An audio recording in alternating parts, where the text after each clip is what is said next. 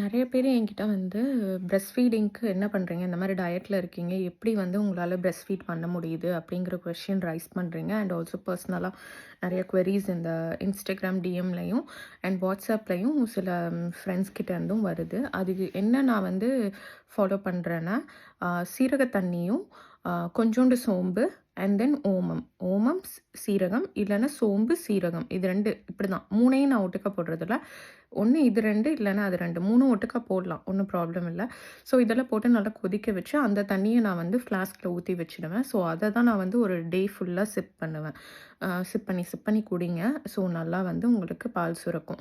அப்புறம் வந்து வாரத்துல எப்பயாவது ஒரு நாளாவது நான் கண்டிப்பா சார்டைன் சாப்பிடுவேன். சார்டைன்னா வந்து மத்தி மீன். மத்தி மீன் கிடைச்சா வாங்கி சாப்பிடுங்க. அதுக்கு நல்லா பால் சுரக்கும்.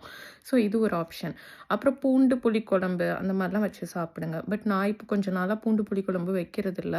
முன்னாடி இனிஷியல் ஒரு 2 மந்த்ஸ் அப்படி பண்ணிட்டு இருந்தேன். 3 மந்த்லேருந்து அதிகம் நான் இப்போ சார்டைன் தான் எடுத்துக்கிறேன். ஏன்னா வந்து அப்போ எனக்கு ஃப்ரோசன் சார்டைன் தான் கிடைச்சது.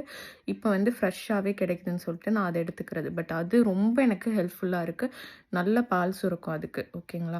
அ அதனால தான் அதுதான் எனக்கு ரொம்ப இப்போ உதவிட்டு இருக்கு. ஸோ அதனால தான் நான் ஃபார்முலாக்கே போல. எப்பலாம் என்ட்ட பால் இல்லையோ, ஃபார்முலா வீட்ல இருந்தாலும் பிகாஸ் ஆதிஷ்க்கு வந்து என்ஐசியூல இருந்தப்போ அவங்க ஃபார்முலா தான் குடுத்தாங்க. அப்ப எனக்கு பாலே இல்ல. ஒரு 10 நாளுக்கு அப்புறம் தான் கொஞ்சமா எனக்கு பால் வர ஆரம்பிச்சுச்சு.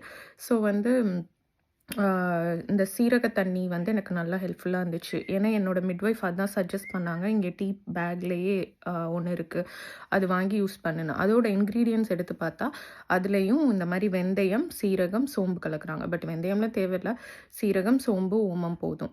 இது பண்ணிட்டு அப்புறம் சார்டின் எடுத்துக்கோங்க. வெஜிடேரியனா இருந்தா பூண்டு குழம்பு எடுத்துக்கோங்க. பூண்டு பால் குடிங்க. இதுதான் நல்லா ஹெல்ப்ஃபுல்லா இருந்துச்சு எனக்கு. பூண்டு கஞ்சி வச்சு குடுங்க காலையிலேயே. ஸோ அதுவும் நல்லா ஹெல்ப்ஃபுல்லா இருக்கும்.